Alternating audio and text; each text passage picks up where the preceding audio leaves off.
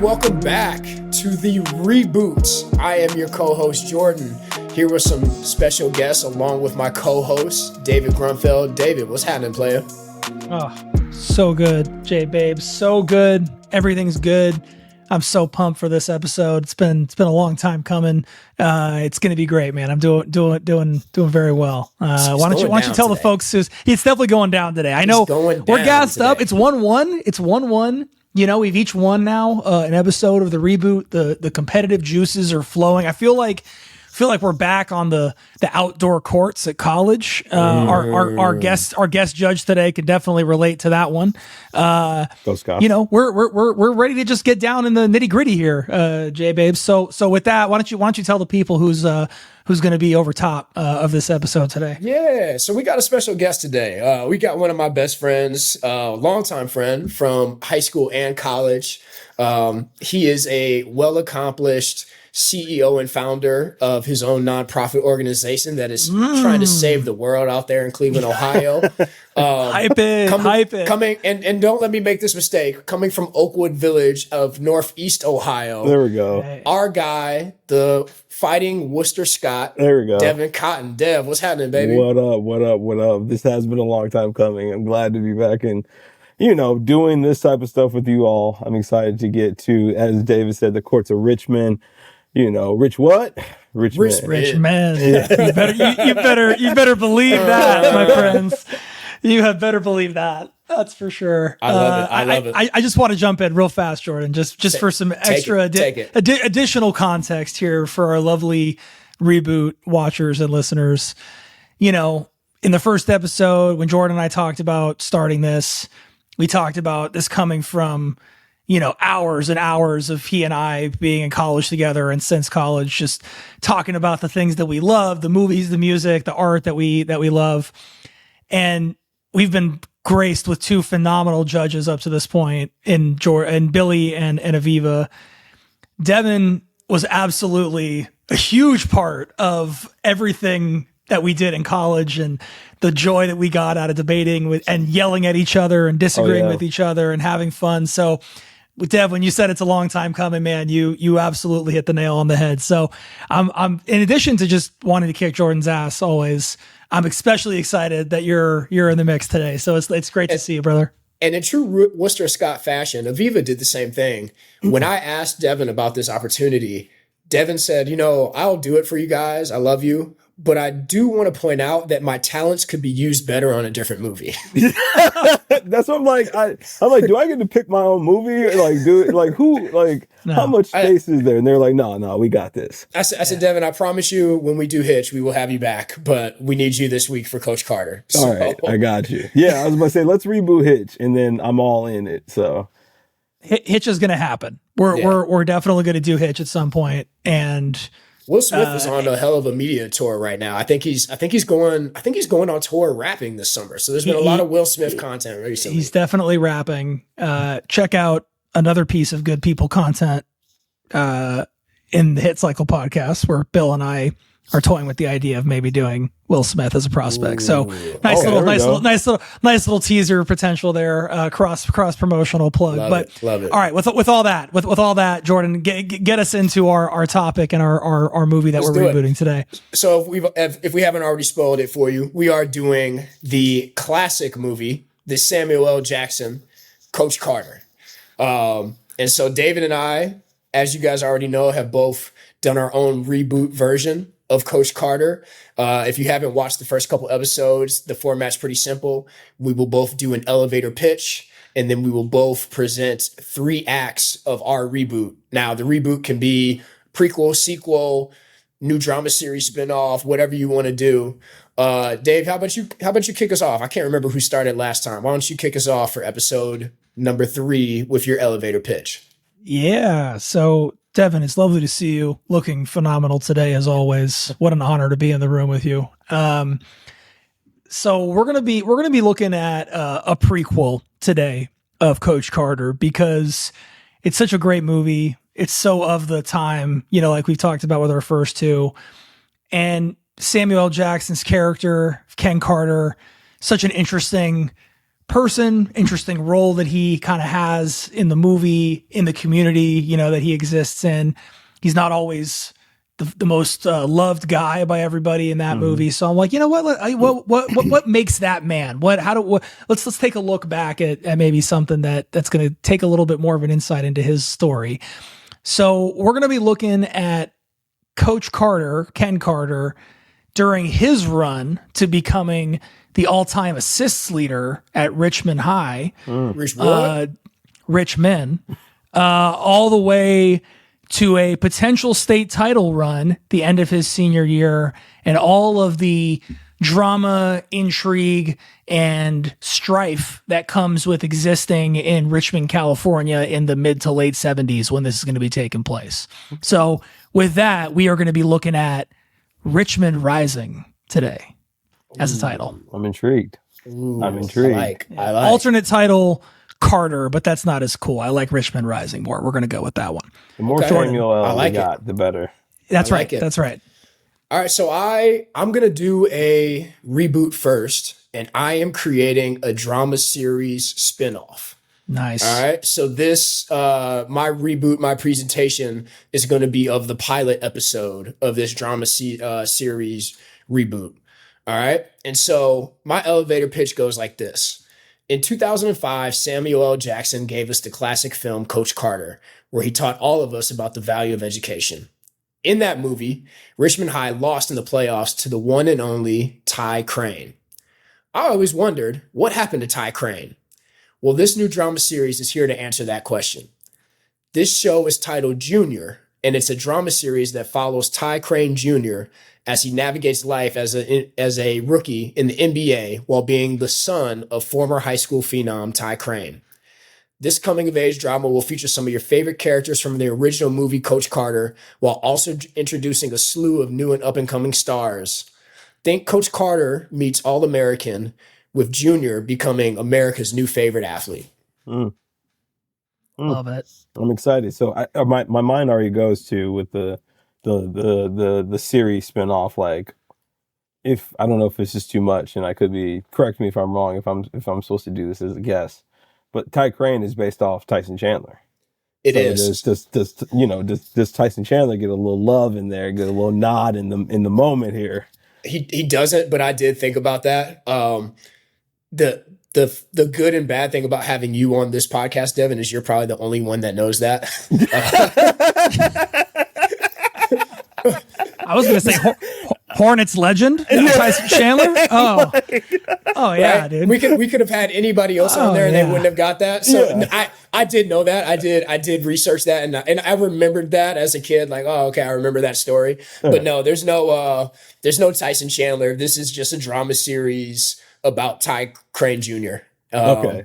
That's all it is. But yeah, I thought when I was going through my options of how I wanted to do this, I thought about throwing Tyson in there, but I decided not to. Look at Dave's face. I'm looking at my notes and I'm like, could I have worked Tyson Chandler, into my idea maybe more effectively? But yeah, no spoiler alert. No Tyson. No Tyson Chandler. Shouts out to Tyson. No. NBA champ, right? Yeah. NBA champ, no doubt about it. Yeah. All right. I'm gonna get us going then with the scene set. Jordan, nice job. Excited to hear more about that. But Dev, let me tell you about how Richmond Rising is gonna start. So we're setting our scene. Richmond, California, 1977. We're talking about a pretty hostile environment for Ken Carter, who's 17, senior in high school, captain of the basketball team. And like a lot of folks in that environment, in that time frame, kind of viewed basketball as everything, as maybe his way out of a difficult environment. If he can channel everything into this, it's going to allow him to do the things that he wants to do in life. The kind of deterioration of his neighborhood or beginning of that is also evident at Richmond High, right? The school is kind of failing its students. There's not enough money for textbooks. The teachers are kind of checked out. It feels already like the start of the broken system that we end up seeing kind of really on display in the original Coach Carter. So we're kind of seeing how that is kind of manifesting itself in this environment that Ken is existing in. And that also extends to the basketball court, where Ken's coach, Coach Bradley, is kind of a dick, right? He's a guy that cares about the team doing well, but clearly is not invested in the kids beyond that. Doesn't want anything to do. He's a white guy. Doesn't want anything to do with any off the court issues. He's a really, really on the court focused guy, which clearly Ken is not really down with. He clearly wants to be about something bigger than himself. Ken is also dating a girl named Deja. Ken and Deja's relationship is going to mirror kind of Kenyon's relationship with the Ashanti character in the first movie, where there's some tension between wanting to settle down, maybe get pregnant and have children, versus I'm a really good basketball player and I have my whole life in front of me. I kind of maybe want to not do that at this stage of my life. That's maybe kind of not the avenue I want to go down. And then the other couple kind of characters that kind of round this thing out are Ken's best friend, Mo, who's the other best player on the basketball team. They're super tight. They're from down the block from each other.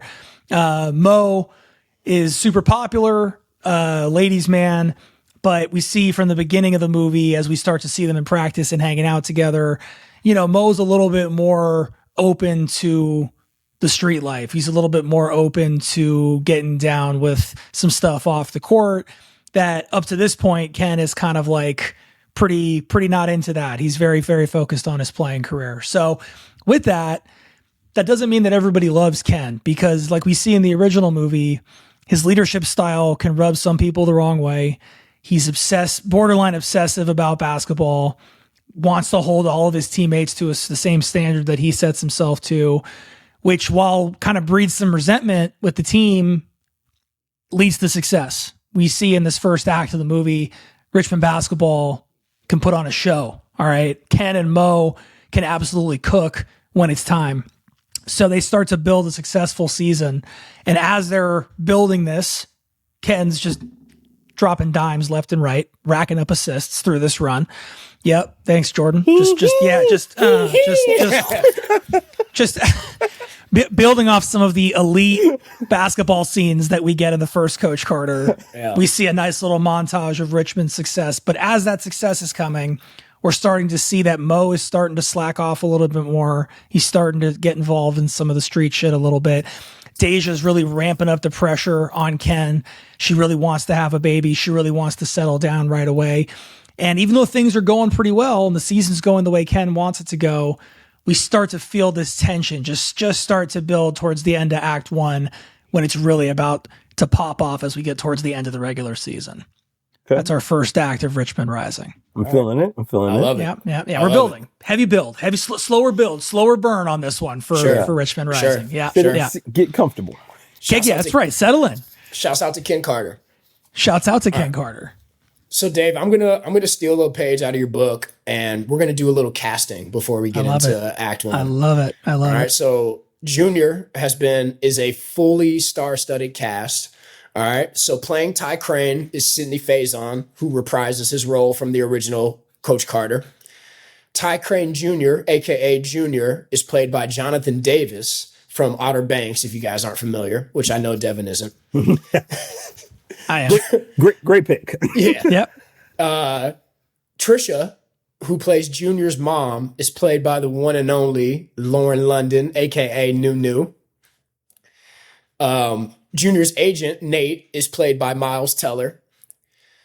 Austin Keys, who is one of Junior's teammates, is played by Quincy Isaiah, who's the young man that played Magic Johnson in Winning Time. There's an appearance by Kevin Garnett. Robert Richard reprises his role as Damian Carter from the original Coach Carter.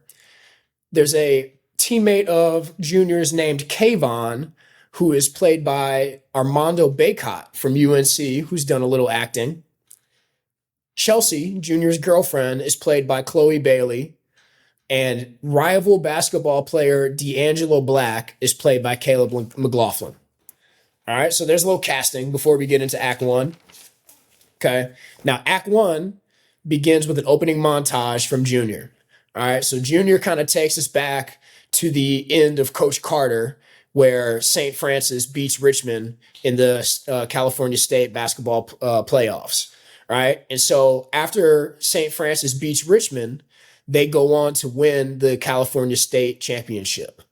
But we find out that during the playoff run, Ty Crane's girlfriend, Trisha, was pregnant with Junior, right? Now, Ty Crane, after high school, goes on to the NBA draft and gets drafted, and he has a decent NBA career. He wins Rookie of the Year. He eventually goes on to win MVP, but right after he wins MVP, he blows out his knee, right? After he blows out his knee, he's kind of never the same. He bounces around the league for a little while, but he never really lives up to his full potential and gets an NBA championship and things of that nature. Now, meanwhile, while Ty Crane was playing in the NBA, bouncing all around the league, playing for different teams, Junior was growing up in LA with his mom, where he was living out his dreams to be just like his dad and become the best basketball player he could be. So Junior followed in his dad's footsteps, became one of the best point guards in the country, and led UCLA to an NCAA championship. So we get all that in the opening montage. After the montage, the first scene of the pilot is the NBA draft. Junior's in the green room with both his parents and his agent, Nate, and he's sitting there waiting to be picked. The Los Angeles Lakers pop up on the screen with the 10th pick in the NBA draft. Now, the Lakers have just traded their aging point guard, and they need a guy just like Junior. So the commissioner comes up, and he announces the pick is going to be D'Angelo Black out of the University of Michigan. Now, it's important to know that D'Angelo Black is coming off of an amazing freshman year at Michigan, where he's made big headlines for being a kid from the inner city that grew up without a father. All right. Now, Junior and his parents are shocked that the Lakers didn't select him, and Nate immediately starts making some calls, trying to figure out what's going on. So when Nate comes back, he tells Junior and his family that teams are worried about drafting him because of the knee problems that his father had. So the draft continues, and we get to the 17th pick where the Los Angeles Clippers are selecting. Now, Junior wanted to play for the Lakers, but the Clippers would be all right too because he wants to stay close to home. But all of a sudden, a trade is announced, and the Boston Celtics are now on the clock. And now all of a sudden, Nate, Junior's agent, his phone's ringing off the hook. The Boston Celtics end up selecting Junior with the 17th pick in the draft. Now, Junior's not thrilled about this. He wanted to stay on the West Coast, but at the end of the day, he's getting an opportunity to play in the league, so he's not going to complain. So now we fast forward to training camp where we meet the team. And the best player on the team is a guy named Austin Keys, who's played by Quincy Isaiah from Winning Time. Now, Austin has been on the team for 3 years and believes that this is his year to break out and become an all-star, and he ain't letting no rookie get in the way of that. Now, our coaching staff is made up of a bunch of guys, but 2 guys in particular. KG is the head coach of the Boston Celtics, and the one and only Damian Carter is the lead assistant. Damian's coming off of a long playing career overseas and has now been coaching with the Celtics for a couple years. Now, Damian has been assigned to Junior as his development coach and is going to be working with Junior every day.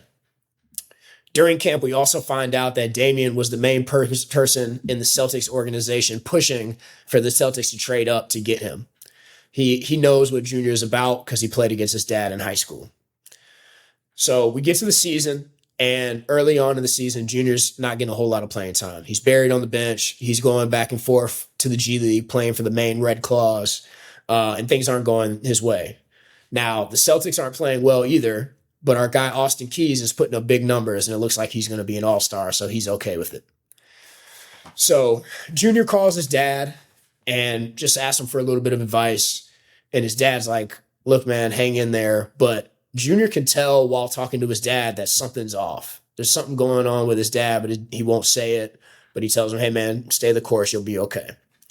So after that, we go back to practice, and Damian can tell that Junior is also off. So he takes him out to lunch, and he suggests that he and Kayvon, the backup center who is played by Armando Bacot, just go out one night and blow off a little steam. So they go out one night. They're out in Boston. They're having a good time. They see a group of young ladies, one of which is a young lady named Chelsea, who Junior takes a liking to. They we see them laughing, drinking, dancing, having a good time, and we see them leave the club together. And that's the end of Act 1. Okay. We got a lot here. Scandal. We got a lot here cooking. Scandal. We got a lot here cooking. And the dirty Celtics. Boo. Devin, we'll this will be your time to ask any questions if you have any. Yeah, so no, I like some of the stuff that you set up. So I'm going with the prequel of Dave's first. Like, okay. I like the 76. Introduced Suburban Flight early, which is which is again, it's right on time. A lot of people don't realize it did start that early, but yeah, Suburban Flight early. I think the dynamics of black team with a white coach, and then the young men that have been lost to a coach that doesn't understand them, I think is good. So yeah, I'm excited to get into that. Mo, my question is how do we make Mo dynamic in the sense of a character that we haven't seen before, and that we've seen this this dynamic between a guy trying to hold on to his career and kind of do the right thing while his best friends and whatever. Like what makes Mo special? And you know what I mean? How do we think about what makes Mo interesting? I think we've seen it in Juice, we've seen it in Boys in the Hood, we've seen it in different movies. So how do we make Mo an interesting character? So jumping over to Junior. So I'm sorry, Carter Rising. I should not call it the prequel, but I was framing it in what it was in my head. So not Carter Rising, Richmond Rising. Richmond Rising. I like Carter Rising too, for what it's worth. That's pretty good. So Junior, Jordan quickly turned around a negative into a positive. So I was like, we got KG, we got Armando Baycott, you know what I mean? I'm like, we're not a lot of LA guys in here. I'm like, we didn't give a lot of love to the LA hoop scene. And then you quickly turned around as he gets the draft night trade. Now he's heading over to Boston, so I get why KG's involved there. Also, I'm just excited that KG as the head coach is a wild idea and scene of this is gonna be a lot of Lord, yes, Lord. You know what I mean? All right, young fella. Come on, young fella. We're gonna get a lot of that in there. That was great. Do that one more time. Hope that gets edited out. I think the interesting thing, what I'm interested to see is, everyone comes into life with, our biases, our experiences shape how we are. And some of those are our parents' experiences. And so Ty Crane becomes an MVP. This is probably another one of those things that only a weird Devin thing is, when does Ty Crane become an MVP and when does Ty Crane blow out his knee? Is that rookie contract, second contract, or third contract where we're talking major max coming out of things? So are there things that Ty Crane has not accomplished in his career that he is somewhat beginning to maybe lay onto his son, that his son is also starting to carry? You know what I mean? Is he on that Derrick Rose track? Or is he on, trying to think of, Grant Hill? No, Grant Hill made it to the second contract before his knee. He didn't make MVP, but, did he get a chance to get to that generational, that second contract is where you really start getting some money. And how does some of that stuff come into the play? Also, I don't know. I mean, you said the Ty Crane might be struggling with something. Is it his son being across the country? You know what I mean? Is it his own, battle that he's dealing with? The Chelsea character is interesting. You know what I mean? Is she going to serve as we're going to hear the story of she serves as like a rock? You know what I mean? We've seen that before, but like, how do we, similar to the Mo character, how do we make that dynamic? You know what I mean? So those are kind of some things that I wrote down on my initial notes of, we've seen the significant other woman, girlfriend, whatever, be as kind of this steadying rock, but like, how does she get to be a dynamic character in that place, not just assisting, Junior, and then similar with Mo. So I like the intro. I'm excited to get into it. Let's roll into Act 2.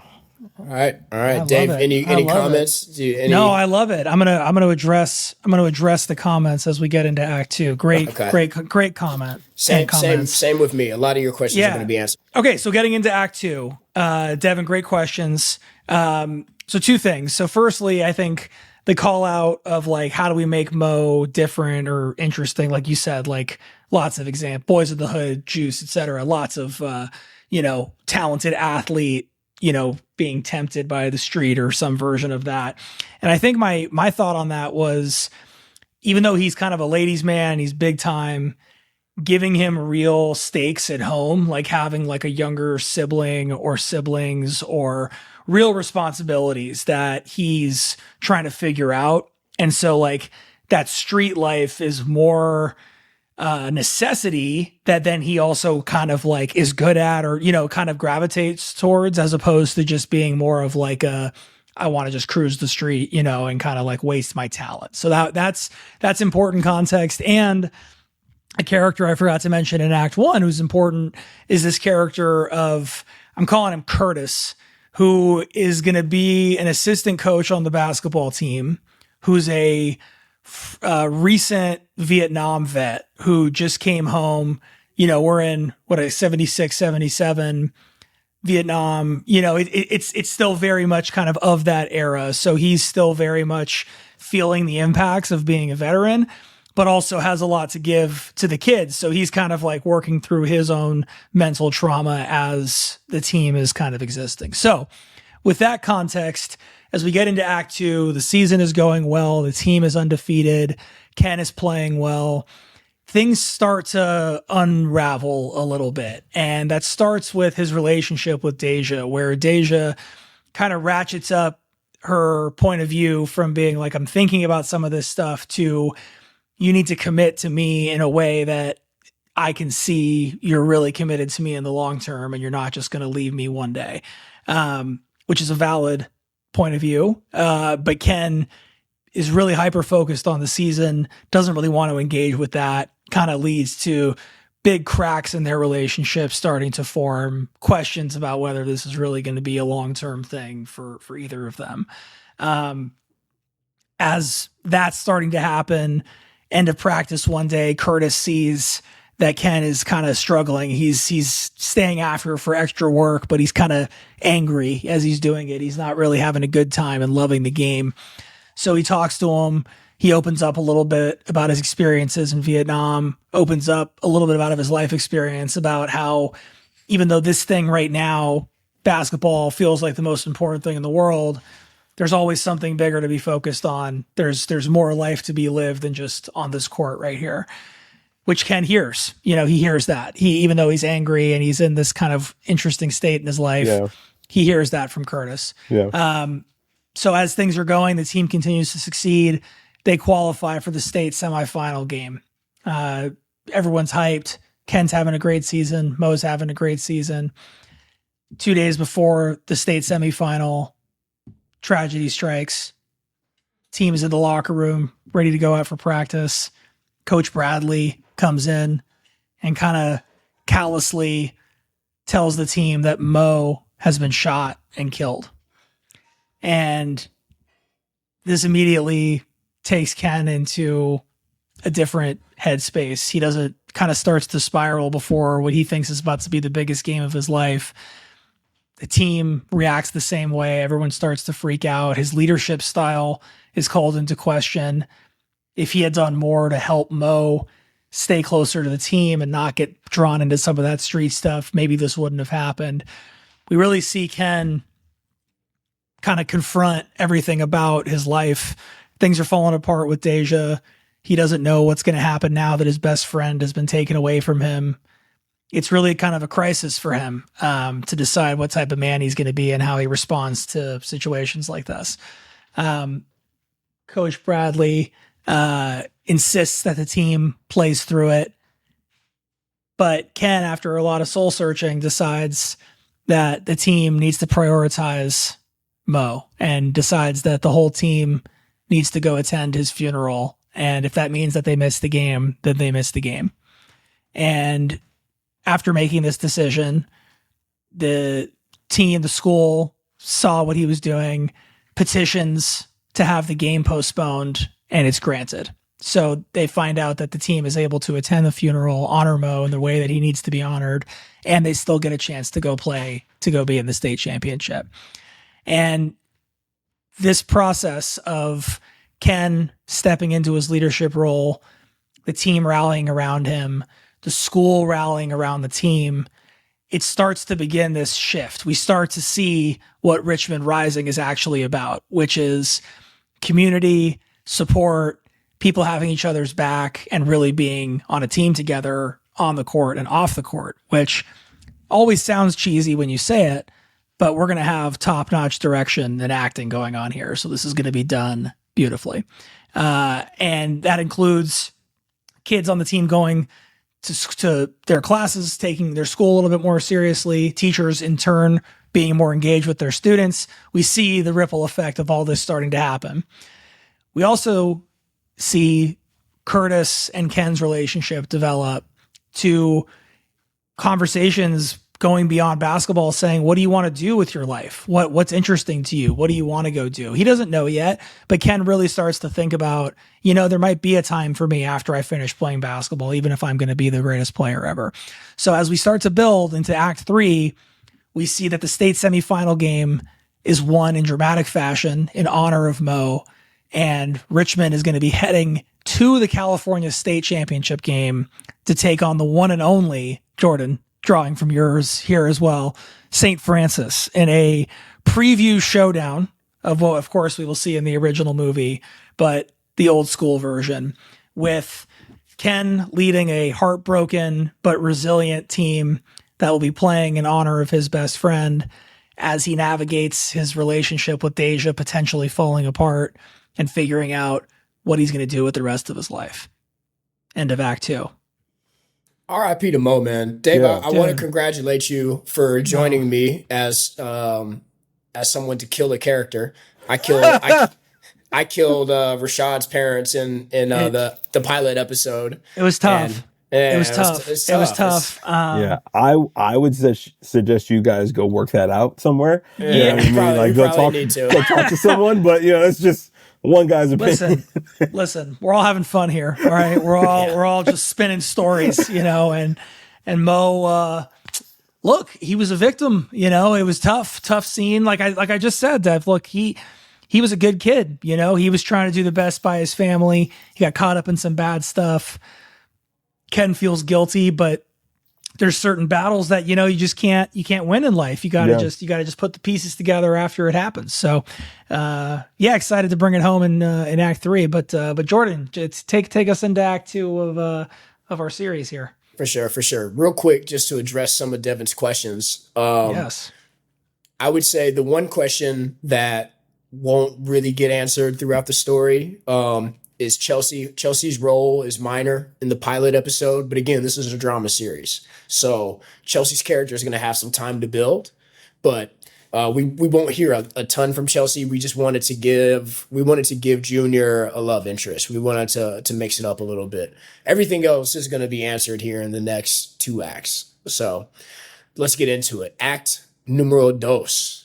All right, so now it's All-Star Weekend in LA, and all of the stars are out in LA to enjoy All-Star Weekend. Now, Junior hasn't played very much this season, so he hasn't been asked to participate in any of the All-Star festivities, but he's going to go home for the weekend and take some meetings with his agent and enjoy his All-Star break. Now, he decides to bring his girl Chelsea with him, who now is officially his girlfriend. Ty Crane, his dad, lets him know that, hey, man, when you get to LA, I really want to meet up and have a conversation with you. I got something important to tell you.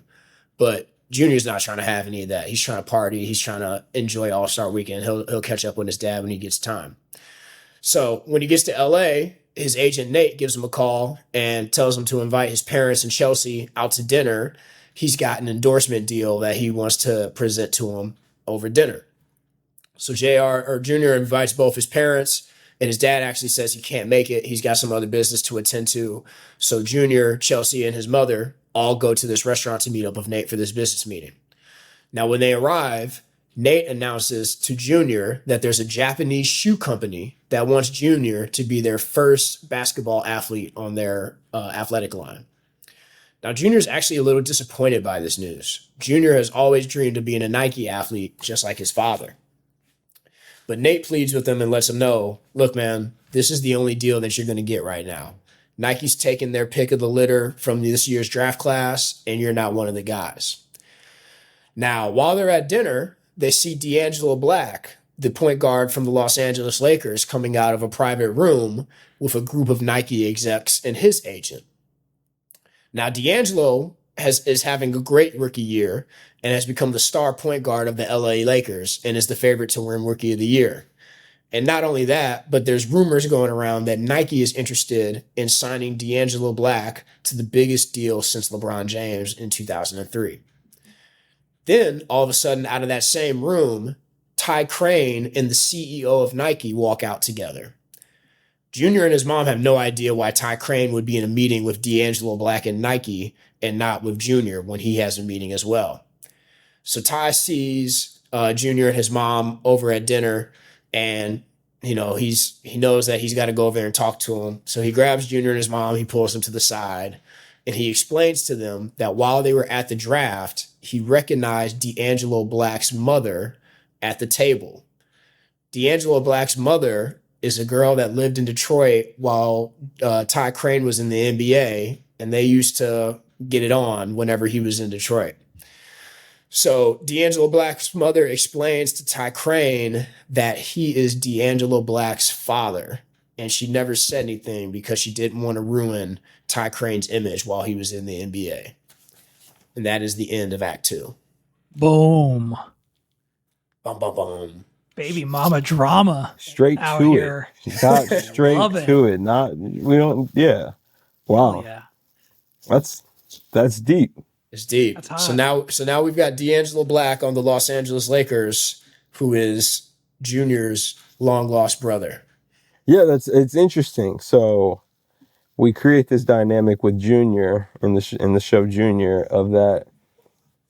My long lost brother, I now have to create this space for this. Not only did this guy become in somewhat taking my father, he took the job I wanted.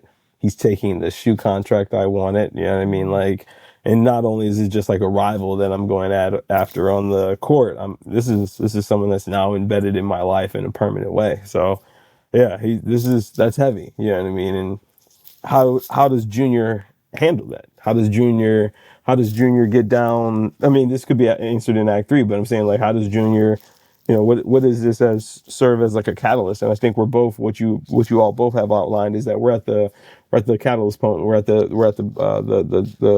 delta of each production. So that's intriguing. The catalyst over on Richmond Rising is interesting. So what I thought was cool is that, so if I'm not mistaken, Ty Cruz gets into a situation in the original Coach Carter. Timo Cruz. Isn't that his name? Timo Cruz. Yeah, why don't you call their brother Ty Cruz? Timo Cruz. Gets into a situation that then, as the team is getting back into, whipping into shape and yada, yada, yada, be made in the image of Coach Carter. He has that incident, and that kind of serves as his catalyst to get back in line and stuff like that. And then, now the team gets ready to go on to play in the state championship. And so, I think for viewers that are having watched Coach Carter and came back and now watching Richmond Rising, they will have some familiarity. You know what I mean? There's a familiarity point to sit within. Thank you. But also, like, you want that, I think, in a prequel, right? You want some of those similar story points, right? Or beats that it's not the same story, right? These are different characters, different set time frame, different set of circumstances. But yeah, like I think there would be like a fun, satisfying feeling to watching Richmond take on St. Francis in the retro 70s high school jerseys in a different environment where some of those same, like you said, Dev, about some of that like white flight and like some of these public school, private school dynamics, even though those things meant very different things back then. Disinvestment, yeah. There's a lot of the core stuff is still the same thing. So I think there's something fun about doing that. So I'm glad you liked that as well. And also, like, how do we use Mo's death as does it live? You know what I mean? Does his death live with the team? Is it, Yes. We've seen in stories where it's like, oh, this is the thing, and then boop, pumped there. But like the real grief is a process that is continual. You know what I mean? And so how does that play out in the movie? Stay tuned. Yeah. Does that play Act out 3 long-term? coming your way. Yes, great insight. So Great insight. Right there. Yeah, so both main characters are now carrying something. This person's Correct. carrying that there's a brother stealing his places in multiple spaces, and then we have a team and a Coach Carter, young Ken, now carrying the death of his friend. Dave, right. can I ask one question? Of course. Who would play young Ken? Well, so it's funny because when you rattled off your cast list, which was great, which it made none of the people. I'm just saying that wasn't excellent. for you. No, that's for our listeners, and I'm glad. But I love that. But I love that guy. And I'm sure Nolan's going to do a great job of putting up pictures of all these people in the video. Shout out Nolan. Yeah, Nolan, big shout out. Appreciate you. We love you. Also, we should do this moving forward for all of our reboots. We should definitely cast them, or cast a couple of the roles, because I think it's a lot of fun. Hold on, I'm gonna sneeze. Give me 1 second. Go ahead. Excuse me. 99%. So we should. Thank you. We should definitely cast everything. Young Ken would be interesting. My initial thought, just as a young. He's not young anymore, because I'm not as familiar with the super young generation of actors, so it's hard for me to actually cast like a 17-year-old, which I would need to do Google some names for mine. I would need to do a little bit more research on that before I give a real answer. Is Troy Bolton available? Could be. I was this, and this might be a cop out just because he's so famous now and such a great actor, but like a Michael B. Jordan, or someone who has gravitas. Someone who could convincingly play a younger version of a Samuel L. Jackson character, which is hard to do, right? There's not a ton of young actors that could really do that, I think. But yeah, that would be fun. That would be a fun. Maybe we'll do some bonus content for this episode, and we'll do a cast list for Richmond Rising. David would know how this plays out in real life better than I would. So as I was getting prepped for this. So the original Coach Carter, $76 million in box office. So how does that project out?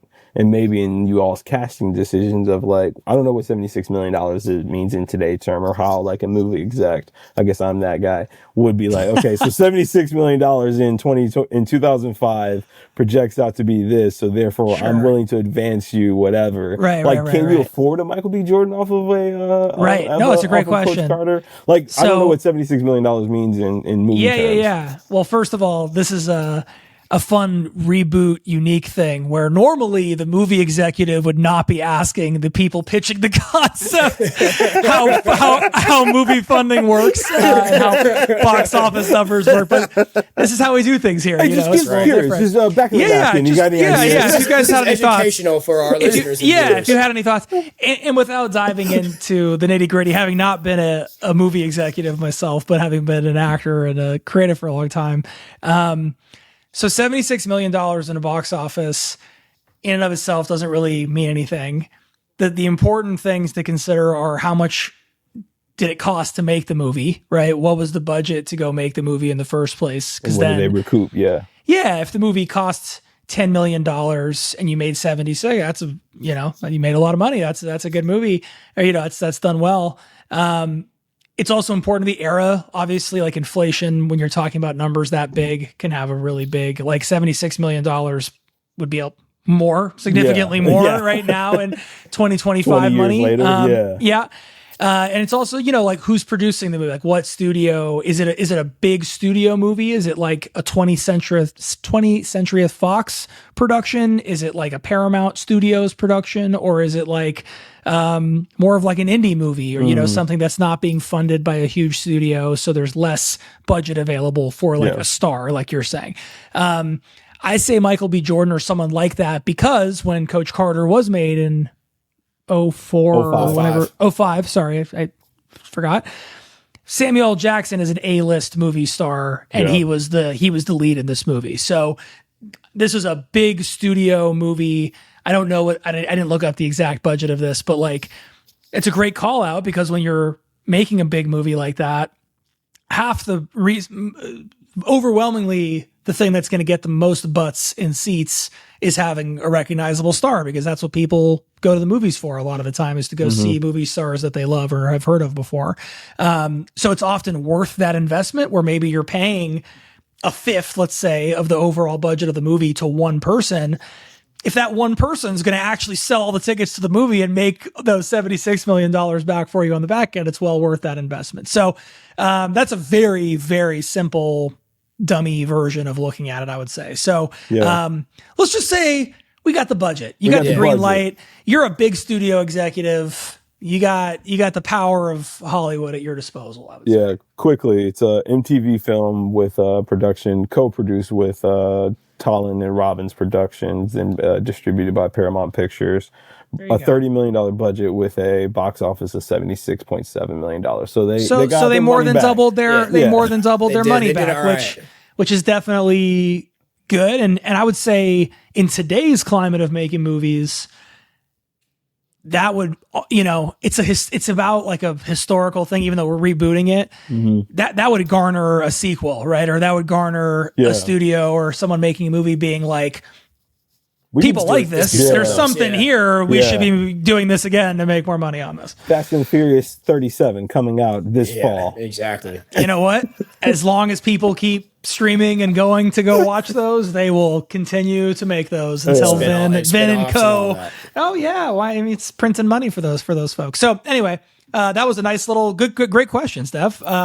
Before we go dive into our big finish here, anything else, Jordan or Devin, before I take us home on Richmond Rising? No, they're both main characters are carrying something right now. Let's see how we got. They're carrying something, and our main character, young Ken, which I also love as an alternate title for this movie, just young Ken. Young Ken is carrying the whole squad and the whole community of Richmond on his back, and the death of his best friend, which, as you pointed out beautifully, Dev, was a shock, but is very much still with him and the team. The whole team is playing for Mo. He's been instrumental, I think, in kind of helping everybody understand the perspective of what's going on here. And it brings us into this huge game, the biggest game of Ken's life, the California State Championship game against St. Francis, the snooty private school rich kids.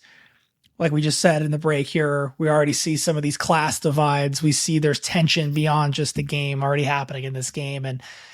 And Ken does nothing short of play the best game of his life. He shows up and is absolutely controlling things, finding every open man, calling out defensive switches, leading the team in timeouts on the court.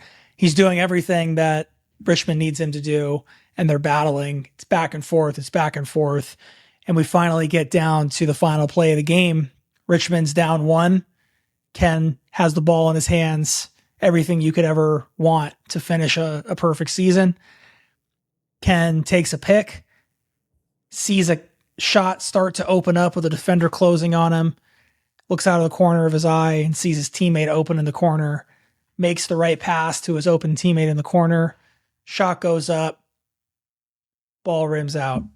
Richmond loses. Everybody is devastated. On the court, back in the locker room, silence. The team not only lost, but feels like they let the community down, like they let Mo down. Coach Bradley is nowhere to be seen. Nothing to offer the team. So who steps up in the locker room but Curtis? Curtis steps up and calls out Ken and says, Ken, what you did tonight was more than this game. It showed us all what's possible when we come together, what we can do together as a community and in honor of our friend. And that allows everyone in the room to breathe and everyone in the room to understand that they accomplished a whole lot, even though they didn't win the final game, and that the real wins are going to be the ongoing things that happen from what this team was able to accomplish, not the momentary flash in the pan of winning a state championship. There's, again, kind of in the prequel spirit of things, there's a great scene in the original Coach Carter where he asked the team who won the previous year's state championship, and it's really, no one knows because it doesn't matter, right? It doesn't matter who actually wins the state championship. It's about everything that you're doing to get there. And so in that spirit, we see kind of, even though the team is lost, here's how Richmond has risen together. And that starts with Ken and the whole team, including Coach Bradley, bringing a signed, framed jersey, Mo's jersey, to Mo's mother and family. and making sure that they're taken care of and always still a part of what the team accomplished. It wasn't without him. He was with them the whole time. We see that Deja and Ken separate, but amicably, because Deja has decided, in the same way that Ken is looking out for himself and wants to forge a life for himself, she wants to do the same thing. And that actually having a child in high school was not going to be the way to go do that. So she decides to go pursue higher education and go live her life in the way that she wants to go live, outside of the confines of what she's been dealing with. And then we see that Ken has started to work with Curtis to build out a storefront. And as he graduates high school, as we see his all-time assists leader banner go up in the gym, we also see that Ken is now opening up his sporting goods store with Curtis, the one that we see him owning and operating in the original Coach Carter. And I like to envision the movie ending with Ken walking into his store, which is his store, something that he owns, and starts to just do mundane stuff, starts to take inventory and log things, and kind of just living out the success that was his story, which has now gotten him to a place where all the rest of these gaps are going to be filled in when we get to Coach Carter and we see how his life has been built from this point. But now we see some of the fires that have kind of forged this man that's now going to go take his experiences and go impart them onto the next generation of kids when the time is right, when they need him most. In the same way that he needed Curtis and he needed Mo and he needed Deja and he needed the team, he can now go bring that to the next generation of people. Fade to black, end of Richmond Rising. I love, you and I both now have taken a character that had very little meaning in the original movie that we're rebooting and given him some purpose and significance. I love that. Got to do it. Richmond has risen. Richmond has risen, man. Listen, Richmond continues to rise to this day. California, stand up. Yeah, that's what I got. Jordan, I'm excited to hear the end of the pilot. Bring us home, dude. All right, so let's get into Act 3. Let's get right into it. So it's now after All-Star break, and Junior has to kind of deal with the fact that he's got this brother that he didn't know about. He's mad at his dad, but his dad didn't really know. Like, it's a weird situation, right? So he returns to the Celtics for the second half of the season, and he's just decided to channel all that frustration into his craft. Now, little update on the team. The team is currently the 11th seed in the East, but they're only 5 games out of the 6th seed for a guaranteed spot in the playoffs with 30 games left to go. All right. So when Junior gets back to Boston, he gets with Damian, and he and Damian vow to get into the gym every day, twice a day for the rest of the season. They're just going to get into that grind. So once they make that commitment, we get a montage of the Celtics going on a 10-game win streak to start the second half of the season. And Junior and Kayvon, who's a second-year player, are starting to get a little bit of playing time, and they're playing a big role in the team's success. Now, Austin Keys, his points are dropping a little bit and isn't happy about that, even though that the team is winning. So now the team's on their West Coast swing. It's Junior's first time to get to play an NBA game at home in front of his friends and family, and they're playing the Clippers. Now, right before halftime of the game against the Clippers, Austin decides to call a clear out ISO and shoots a step back jumper and comes down awkwardly on his ankle and twists it. He's taken back to the locker room and he is out for the second half of the game. Now, in the second half, Junior and Kayvon finally have their breakout games. Junior finishes the game with 20 points and 8 assists, and Kayvon finishes the game with 15 points, 8 rebounds, and 6 blocks. They go on to beat the Clippers and extend their winning streak to 11 games, and they are now officially tied for the 8th seed in the in the East with 20 games to go. So the next day, Junior gets a call from his agent, Nate, and Nate wants to have a meeting with Junior and the owner of the team. So Junior goes down, he meets with Nate and the owner, and when he gets into the meeting room, it's him, his agent Nate, the owner of the team, and Coach Damian. Now, that's a little odd. There's no Garnett, who's the head coach. And what the owner does is he informs Junior that he wants to see the team go into a new direction. Austin is going to be out for the rest of the season with a bad ankle, and the team is going to look to trade him that offseason. KG, unfortunately, has been fired as the head coach, and Coach Damian Carter is going to take over as the head coach of the Boston Celtics. And Junior is going to be the captain of the team going forward, and the owner wants the team to go as far as Junior will take them. The owner expects the Celtics to make a push for the playoffs, and their next game is against the Los Angeles Lakers and D'Angelo Black. And that's how the pilot ends. Let's go. Get out of here, KG.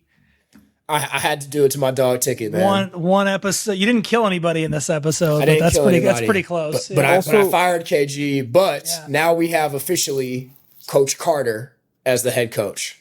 I like it. Roll credits. KG was only going to give you one episode.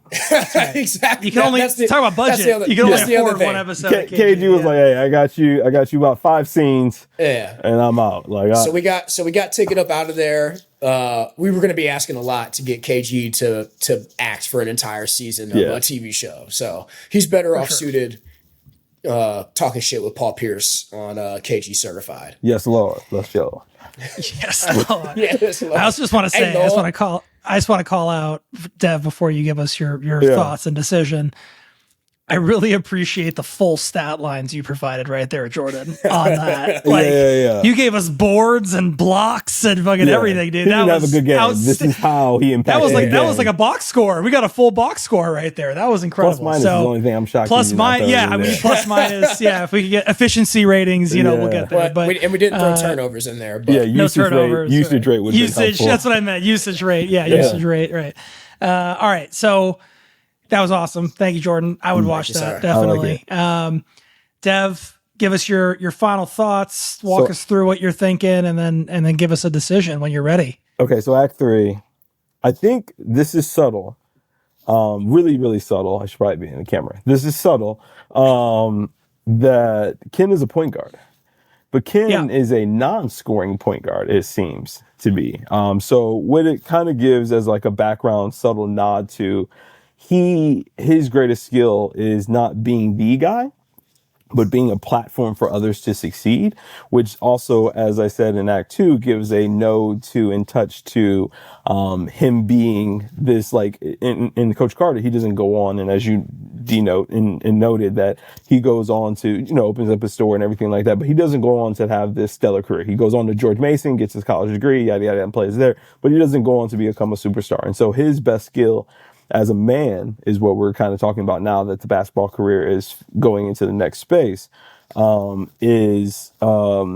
is setting in being a platform for others.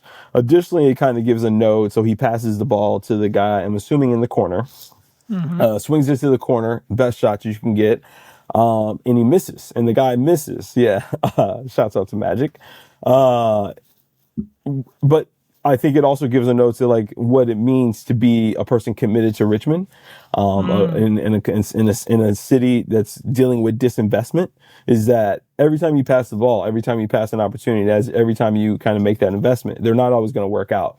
And kind of getting that level setting of understanding early on in your life that you can do your part, you can be this platform, you can be whatever, and then you can give the assist, but they're all not going to make it.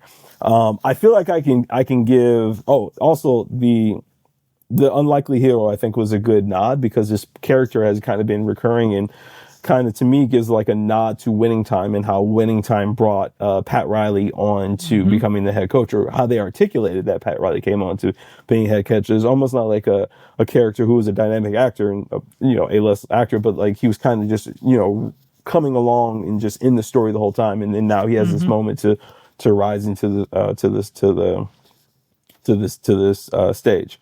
I feel like I can give a knock to you on these on this thing because, two things, because I know this from you.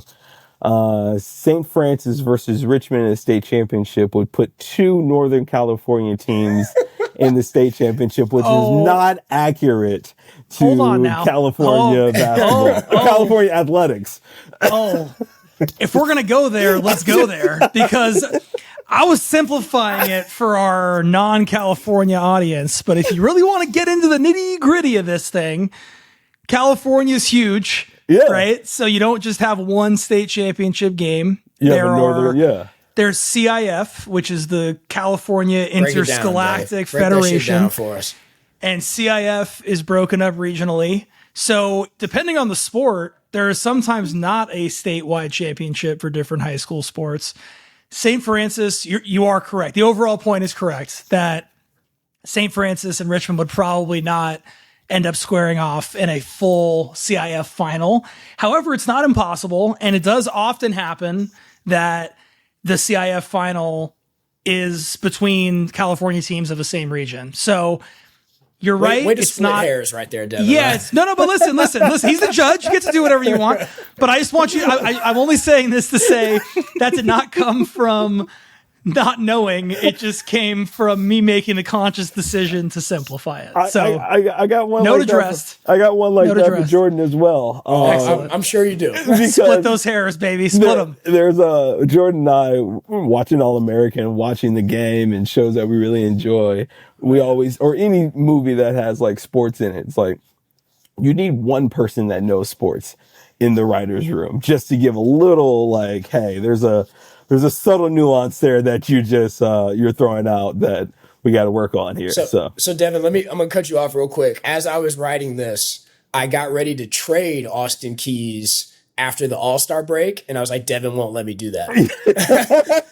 You knew. I was like, Devin will call me out on that. It's not how it works. Let me do that. That is not how it works. He had to go out with a bum ankle, and he's just out for the rest of the season. I love it. Yeah, I love it. So getting into junior. So let's, since we're already here, let's split those hairs, dog. Yeah, split those hairs. The meeting is unlikely. The dynamic of the meeting is highly unlikely. Also, a Damian Carter becoming the team captain, I would say. Junior becoming the team captain. Junior becoming the team captain. What would that be? 50-something games into the season. It's a tough sell. That's a not when you're that guy. Not when you're that guy. Seldom playing a non-lottery pick, becoming the team captain's a tough sell. That's right. I do like he had 20 and 8, dog. What do you mean? Yeah, sorry. Captain material. That's right. So that was my tough sell. I do like the and I could have missed the names. I think additionally I would them playing against each other. Did the brothers end up playing against each other in that game? No, that's not. No. So the pilot episode ends with the next game is going to be against the Lakers. Okay, cool. Okay, so they're coming, but they're on a road trip and they play the Lakers. They play the Clippers and they stay in LA and they play Lakers. Lakers. Okay, cool. Correct. So I like that. The scheduling checks out. Yeah, so we're good. Exactly. Yeah. NBA teams do that. They play the Clippers and Lakers on the same road trip. So you can't split that hair for me. I like it. So again, let me run through this real quick, just the notes I've taken. So I like that in Richmond Rising that we brought in Suburban Flight, the dynamic between coaches, white coaches that may not have the ability to connect with their young black players. What does that mean to be available to coaches and things like that? They didn't lose the team, but they became an unlikely hero along there. We did for Act One as well with Junior. I thought it was pretty cool that we introduced this relationship of this young man that has a father that's guiding him through the sports. What does that mean for this father's career? And we find the thing that's unfulfilled is not the father's career, but the father's past coming back to be a dynamic in this young man's life. Act Two, they both begin to carry something and we get to the catalyst point. D'Angelo is now brother with Junior, and D'Angelo's taking up all these spaces that Junior may have tried to fulfill with his dad being on the road and all these other types of things. Coach Ken is, now dealing with the death of his best friend and trying to lead a team and being thrust into that role. And then now in Act 3, we have, an unlikely hero and a coach that has just been there and continues to be this behind the back force for Coach Ken and young Ken to kind of develop. We see him being this platform for success for others that gives us a nice tie into Coach Carter, since this serves as a prequel. And then we're set up here with Junior, now ushering into the next space of, what does it mean to become a leader, which ultimately, the relationship between Coach Carter is about. I think both of them are excellent. I think both of them give a lot. And to me, if I'm an executive, and this is strictly based off pure capitalism, I'm throwing my money behind Junior because streaming has taken over theater box office for revenue. So that is where my money goes into streaming because of its ability to make more money is where, and we could do product placement. There's just a lot there. I feel like there's a demand for content for, so streaming taking over the revenue stream for theater. And additionally, I think Junior has the ability to resonate with a younger audience. Richmond Rising, I think to me skews as an older audience. And Junior has the ability to develop and cultivate younger fans that can grow with the show. Dog, don't sugarcoat it. Dave got smoked. Just call it. Just call it. It was that state championship game. Listen. Yeah. With all that, two Northern California schools playing the state championship. How dare you? With all that said, congratulations, Jordan. Devin, all I can ask is one simple question. Which is, why do you hate Richmond, dude? Yeah. You don't want to see Richmond rise, dog? You're trying to keep them down? No. I'm just kidding. That valid reasons. Jordan, I did from the beginning. I love the decision to reboot it as a series. I will also point out, Devin, just for your professional movie studio credentials, you can streaming platforms buy movies also, not just shows. Yeah. So we can get a double hit. Just for but your points about my concept skewing older and Jordan skewing younger, I think are definitely valid.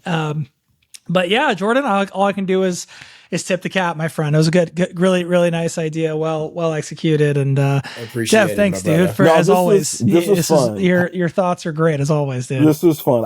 Again, the nod to the splitting hair is only because it's you all. Like, oh wait, gotta do it. I remember sitting in the dorm in 2009 and learning about these regions in this country we call California and how they all play out there. And additionally, it's Jordan a big place. Jordan and I have talked about, there's got to be one sports guy or gal in the writer room just to keep these things real. Just to I don't know how to do it just a fact check. Well, I will send to you both after in my notes, in my first version of the notes of this, I had literally versus a Southern California team. That's what I literally have written in the notes.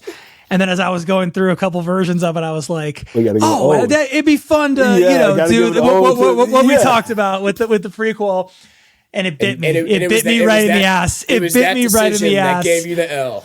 I feel so confident that I'm winning this if I just get my California State playoff basketball trees right. And I didn't. I missed my layup on that. What do they say in sports, man? KYP. You got to know your personnel. You got to know that Devin is going to ding you on. You're right. The regionality of high school sports. In show business, you'd say you got to know your audience, and I did not know my audience. And Jordan, a well-deserved victory, and Dev, it's always just a pleasure, dude. Getting to chop it up with you, man. It's so much fun. This has been so fun.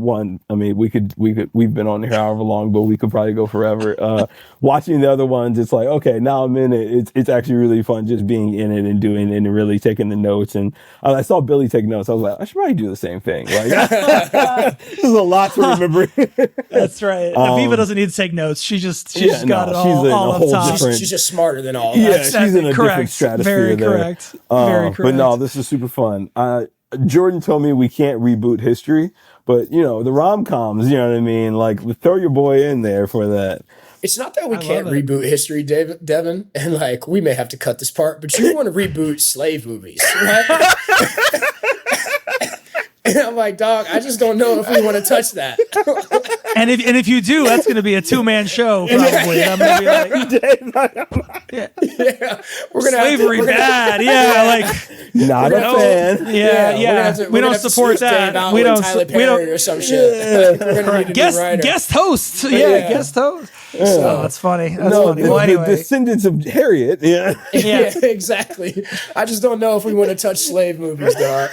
Is that the title of your reboot right there? Descendants of Harriet. Descendants of Harriet. Yeah, that's gonna be your. I was like, how come we don't just do Django? Like that's my favorite movie. I'm like, oh my goodness. Like, how do we burn down Candyland sooner? You know what I mean? Jordan also was like, you can't just take parts of the movie that you don't like. That's not the point of the reboot. Because I'm gonna reboot 20 minutes of Django Unchained. I'm just gonna change the ending. Yeah, only those 20. But yeah, it was Love Jones, right, Jordan? It was Love Jones. Where I'm like, why she go mess with the other dude? Like, she knows she love Buddy, so why she go over there? And Jordan's like, yeah, we can't just take out parts. I'm like, Devin, those are movie critiques. That's not a reboot. That's a whole different thing. I don't like that part of the movie. Right. I just didn't like that decision. Yeah. Me and you can have that conversation, but I don't think other people want to listen to it. So, so let's get out of here. Yeah. Wrap it. Do you guys have anything, Devin? Is there anything with UBE that you want the people to know about? You got anything going on? No, we're just shifting government investments. That's all we're trying to do. Just trying to do our little part to create better economic guarantees in this country. Amen, brother. Dave, you got any projects coming out that people should know about? Oh, I'm just gonna, because he's way too humble about everything he does, I'm gonna double down on what Dev and UBE are doing, because it's really cool and important work. And Jordan, we have a great time bullshit on this thing, but the shit that Devin is doing is way more important than any reboot we could ever do. And if you take one thing from listening or watching this episode of all of our bullshit we just threw at you, we'll when we post this, we'll link through to Dev to your website and everything, so people can go check it out, because it's really impactful stuff, and we appreciate you taking the time to come chop it up with us, buddy. It's always a pleasure, man. So much fun. Can't do anything better. Rich Mutt. There we go. Come on, all day. I'll plug. Me and Bill have Song of the Week coming out every Tuesday. If you haven't already tapped into that, make sure you tap into Song of the Week. This has been another great episode of the Reboot, Coach Carter, with two of my best friends in the world, my boy Dave and my boy Devin. Thanks again, guys. Gang. Yeah, thanks again, Dev, for hopping on. We appreciate your time. We know you're a busy man. Appreciate y'all. Shouts out to the Woo. Shouts out to the Woo. College of Worcester, class of 2013. Where I will be tomorrow. Amen. Amen. Until next time, man, this is the Reboot. We're out of here. Peace. Peace.